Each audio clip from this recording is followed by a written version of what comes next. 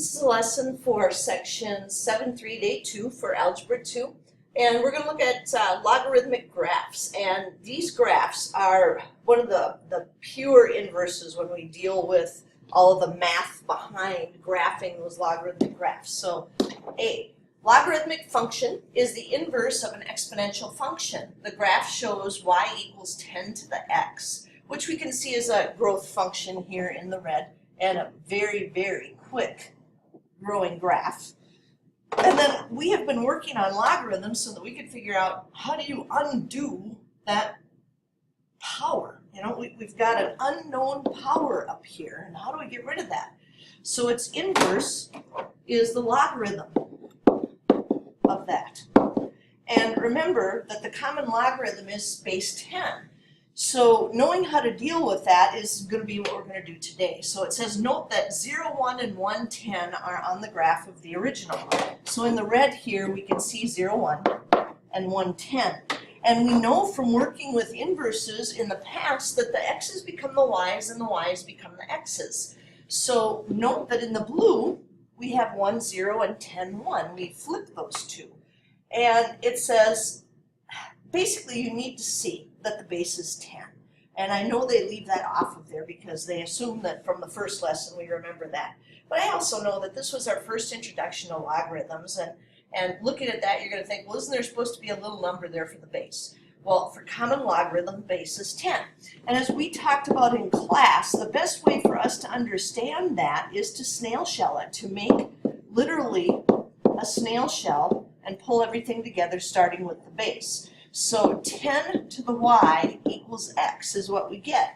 And this is why I just love logarithms as an inverse, because even the role of the x and the y are inverted. It used to be that we had 10 to the x equals y, and if you look at this, you now notice, hey, wait a minute, we're going to have to put y's into this function to get x's. It's a completely reverse relationship. It's what I was talking about when we did the section 7.3, the beginning of that, the first day, where I said these are just complete inverses of each other. They make each other disappear. Y equals logarithm base 3 of x. Describe the domain and range and identify the y-intercept and the asymptote. Now the first thing you'll notice I did was I reversed the order and put logarithm base 3 of x equals y. And you can snail shell right-handed or left-handed, it doesn't make any difference, but a lot of us really just like to read this way so that when we snail shell it, it makes sense to us. So our snail shell would go this way, and it would say 3 to the y equals x. Now this also says we're supposed to describe the domain and range and identify the y-intercept and the asymptote. So we've got a lot to look at here. But the first thing we want to do is think about how this has totally turned around what we know about graphing, because in the past we have always picked out the x's, and that has been our independent variable and we get to choose that. But notice how different these are. They are totally backwards from our way of thinking. This says 3 to the y equals x. So what we have to do here is come up with some numbers that would be good to put in for y to get x back. And I start thinking about if I put a -2 in there, that would be 1 over 3 squared, and that would be 1/9. So that must be approaching an asymptote because it's getting pretty small already. So maybe I'll use -1, 0, 1, and 2 and get a feel for what that asymptote is going to be. So 3 to the -1 would flip it. Right now it's 3 over 1. That will become 1/3. And then anything to the 0 power is 1. 3 to the first is 3, and then 3 squared is 9. And like I said, this should give us a really good feel for where that asymptote is. So we do graph it like normal. Don't graph backwards. That happens sometimes with people, but graph x first, then y. So 1/3, -1, somewhere around there, 1, 0, 3, 1, and 9, 2. And that gives us a really good idea of what this graph is doing. And there it is. And now I remember that when we did our growth models in the past, when there wasn't any h and k, the x-axis was always the asymptote. Well, this is another thing I love about logarithmic graphs. Now the y-axis is the asymptote. It has totally reversed. So this is the equation that we use for the y-axis, x equals 0. So that's now going to be not our horizontal asymptote, but our vertical asymptote. So that's our new cutoff. It's the y-axis instead of the x-axis. Now our domain is the x's that we can use, that would be used. And we can see you're not going to use all the x's in this graph. We're never going to come back here. And that's because our asymptote was at x equals 0. So our domain is going to be x is greater than 0. Remember, an asymptote is a line that we approach, but we never cross. Y-intercept would be when it's going to cross the y-axis. Well, this isn't ever going to cross the y-axis, so we don't get one. And that's because when we did the original graphs with our power functions, we were looking at the fact that it would never cross the x-axis. Well, now it's never going to cross the y-axis. The range, well, we could pick whatever y values we want for this. This is definitely going down forever, and this is definitely going up forever. Granted, it's not going up very quickly, but it's going up forever. So our range would be all reals. So the entire relationship between our growth and decay functions is the opposite, and that opposite is definitely an inverse field. So 4a says, what is the graph of y equals the logarithm base 4 of x? Describe the domain, range, y-intercept, and asymptotes. So again, I'm going to reverse that and do my snail shell and realize this isn't very much different than the one we just did above, and it's not. So it doesn't have any new h's or k's or anything like that. It's just looking at that reverse relationship again, that inverse relationship, where now we need to put in some y's. And so I start thinking, well, the same thing's going to happen with this one that did with the last one. If I put a -2 in there, that would be 1 over 4 squared, which is 1/16. And I can tell that's getting really small. I'll go ahead and write that up there this time. But then I realize that just like in the last one, I'm not going to need a lot of negatives, because what those are doing is they're showing me the asymptote. So if I raise 4 to the -1st power, that's 1 over 4 to the 1st, which is just 1/4. Anything to the 0 power is 1. 4 to the 1st is 4. And 4 squared is going to be 16. So we can get this one graphed, and we're not going to graph the 16 too, but at least it'll give us something to aim at. So let me get the smartboard to behave itself a little bit here. And we have 1/16, -2. Now that's positive 1/16, so to the right and down. 1/4, -1, 1, 0, 4, 1, and 16, 2. And again, just going to kind of eyeball where that would be. But notice this follows that same pattern that the last graph did. We again have a vertical asymptote. We will never hit the y-axis, which is the line x equals 0. And so we come over here and put our vertical asymptote is x equals 0. Our domain, well, that's the x values. And again, our x's, never going to get over here. Never get there. So that will be x is greater than 0. Y-intercept, we don't get one. It never crosses the y-axis, so no y-intercept. Now you'll notice this definitely has an x-intercept, but that's not what they asked us for, because what they want us to see is how totally inverse this is of our power functions, our growth and our decay. Our range, well, we can use anything we want for our y's. So that's all reals. So you can see that when it's just basic and there's no h's and k's, things are really easy to graph. You know, all we have to remember is that totally flip-flop relationship of x and y, because these are such total inverses. So this says the function y equals logarithm base b of x is the parent function for the function family of logarithms. And you'll also notice, yes, this doesn't have an h and a k. And we know that that's coming. It has to be, because that's what we do. We graph the original and then we use h and k to move it. So we can graph, and what you have to pay attention to here is the location of the parentheses. Y equals logarithm base b of the quantity x minus h. So if there is an h with our logarithms, it must be in parentheses because it has to be grouped with the x. And once again, it has to be the opposite of whatever we think we see when we look at it. So if it's x minus 3, instead of what we would normally say, hey, that should be going to the left because there's a negative in front of it, it's the opposite. It would be 3 to the right. And then our k in the back is always very straightforward. Positive is up, negative is down. So that will help us with our translation. So what we're going to do here again is we're going to ignore h and k to start with. And we're going to graph y equals logarithm base b of x. And we're going to snail shell and we're going to get a nice graph. But this time it's going to be dashed or dotted. And then we're going to move it horizontally by h units and vertically by k units to get it where it needs to go. So the a in y equals a logarithm base b of x indicates, again, a stretch, a compression, possibly a reflection. So this is all where we're going to get our shape from. And once we have our shape, then we will move it h and k units. So shape first, just like we have in the past, then use h and k to move.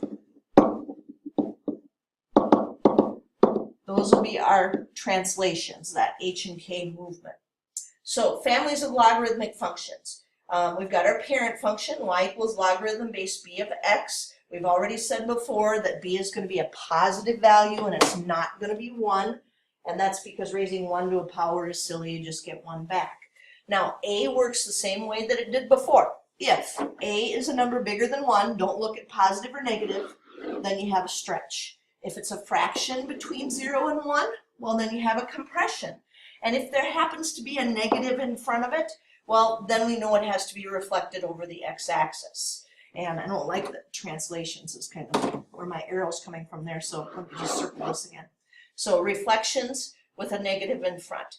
Translations, h and k. Again, notice the parentheses. They have to be there for that to be an h. The plus k in the back, that's the number that's hanging out there all by itself. And all the transformations together would give us this resulting generic equation that would cover anything that we would need to do. So now we want to talk about what our original is going to look like and then what we're going to have to do to move it. So this says, how does the graph of y equals logarithm base 4 of the quantity x minus 3 plus 4 to compare to the graph of the parent function? Well, to start with, we need to realize we've already graphed the parent function.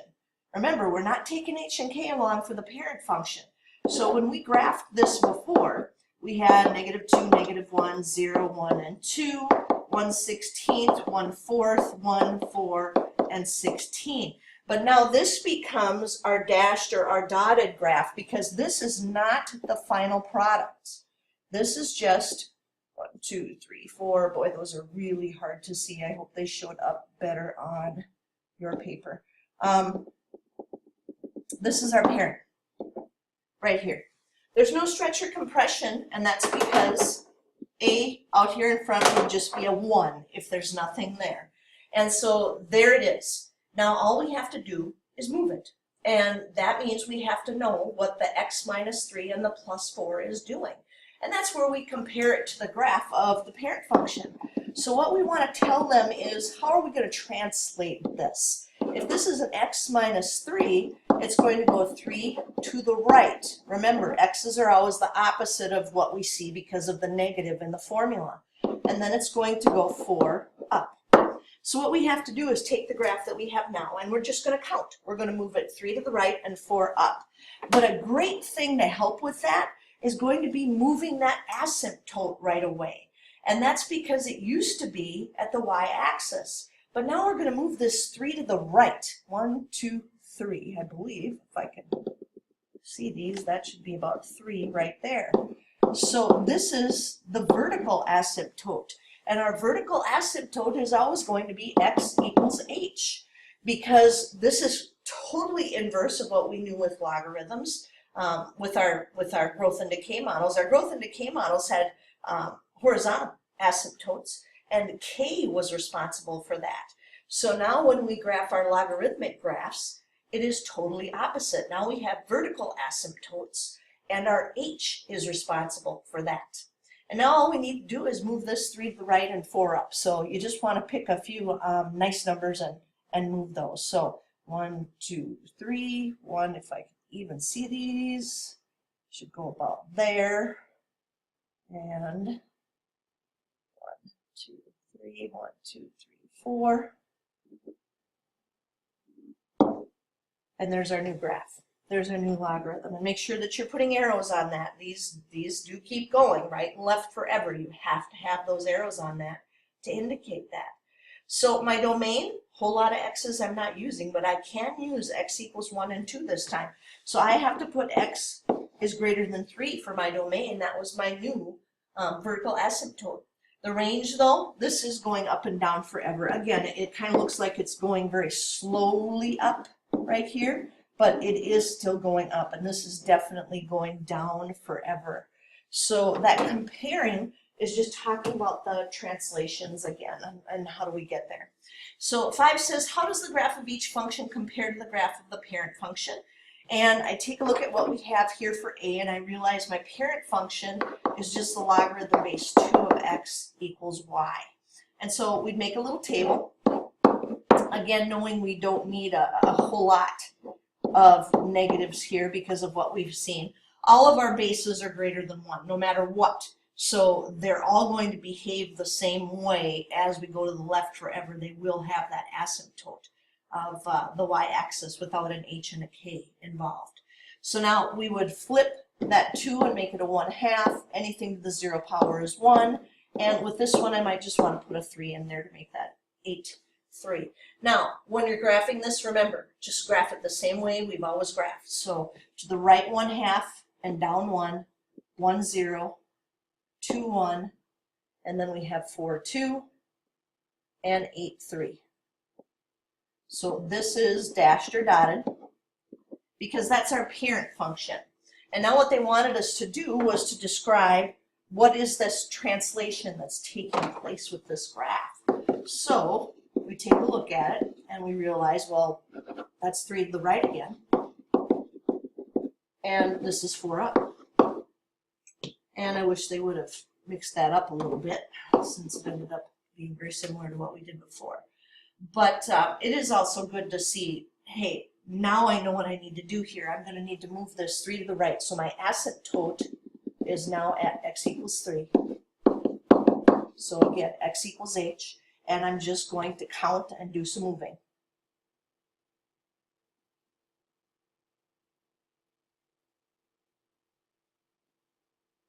So this will be my new graph. Again, arrows both ways. And my domain, well, I'm not using all the x's. X has to be greater than 3. Everything that I'm doing here is to the right of 3. But my range, again, looks almost flat here, but it is still going up. And then this is definitely going down forever. So now we get to B. And B is a little different. So I start thinking, well, what on earth is that 5 doing out there in front? Well, that 5 is an A. And that means we're supposed to see a vertical stretch factor of 5, sorry. There we go. Vertical stretch factor of 5. So how do we make that happen? Well, we're going to have to snail shell. But again, we want to just think about logarithm base 2 of x equals y. And we realize, well, we just did that in the last one. So we'll just go ahead and use this same chart that we had when we snail shelled all of this before. Looks like so. Now, here's what's important. That's not the shape. And the reason that it's not the shape is because of this 5. So y equals 5 logarithm base 2 of x. So now I have to think about what the math tells me that would do. And the order of operations tells me that I would have to do this part first. Good news, we already did that. And then I'd have to multiply whatever I got for an answer by 5 before I could get y. So that means these are not the y values I should use if I want to see that vertical stretch of 5. What it means is I need to make another column here And I need to take 5 times those values in order to get what I need for that vertical stretch, because vertical is the y values. They are the up and down values. And so I'm going to need to multiply all of these by 5. Now I'm not going to graph 815, but it sure does give me a good look at where to aim. So we're not actually graphing the middle column, because that doesn't give us the shape of this graph. This 5 has to be included in the shape. Now if we had an h and a k behind it, well, this would be the shape, what we have here in the black x's and the blue 5 y's. But then we'd have to move it h and k units. But because this one didn't, we're pretty much done.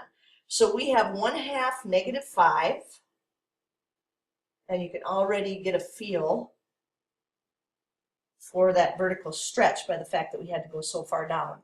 1, 0, 2, 5,